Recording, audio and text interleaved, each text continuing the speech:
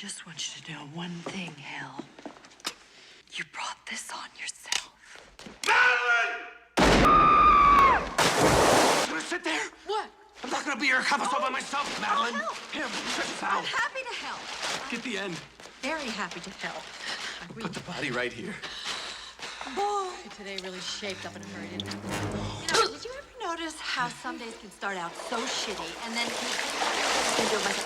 and then suddenly something wonderful happens, and your whole outlook just suddenly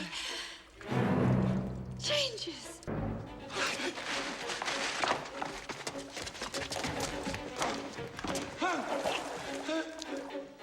Look at me, Ernest. Just look at me. I'm soaking wet. Oh, I have a hole in my stomach.